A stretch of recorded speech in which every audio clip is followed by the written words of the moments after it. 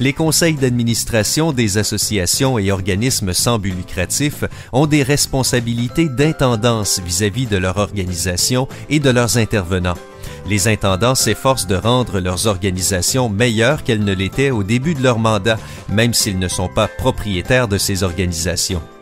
Au lieu de se concentrer sur des préoccupations personnelles ou à court terme, les intendants adoptent une perspective globale à long terme et incluent tous les intervenants dans le processus de création de l'avenir. En résumé, les responsabilités d'intendance d'un conseil d'administration requièrent des efforts de collaboration de la part de tout le groupe, de même que d'autres contributeurs, afin de bâtir des organisations qui s'épanouiront.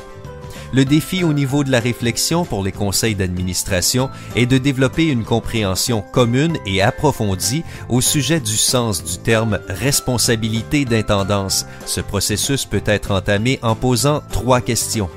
Quelles étaient mes motivations de base pour me joindre à ce conseil d'administration? Qu'est-ce que je contribue à l'organisation pendant mon mandat au sein du conseil?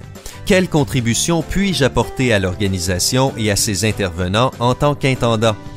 Les conseils d'administration doivent prendre connaissance de leur rôle en tant qu'intendant de l'association au moment d'évaluer un nouveau modèle. Les travaux reliés à l'innovation d'un modèle d'affaires représentent des efforts d'intendance importants, les membres du conseil d'administration ayant besoin d'écouter et d'apprendre de ces intervenants. Les conseils d'administration doivent adopter une perspective à long terme pour les travaux reliés au modèle d'affaires de l'organisation, ce qui permettra de procéder à davantage d'expérimentation et d'impliquer les intervenants dans les travaux. En tant que membre du conseil d'administration, vous pouvez commencer par accepter vos responsabilités d'intendance grâce à une bonne compréhension de vos propres motivations quand vous avez décidé de vous joindre au conseil de votre association.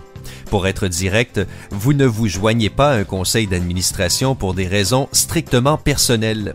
Vous vous joignez plutôt pour aider à résoudre les problèmes des intervenants actuels et futurs, satisfaire leurs besoins et réaliser leurs objectifs. Pour rendre honneur aussi aux efforts de vos prédécesseurs en vous assurant que votre association est pleinement en mesure de continuer à s'épanouir à l'avenir.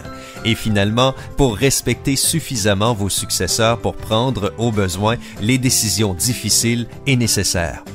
Lorsque vous acceptez la notion qu'un mandat au sein d'un conseil d'administration ne sert pas à des fins personnelles, vous trouverez qu'il est plus facile d'œuvrer avec une attitude d'intendance.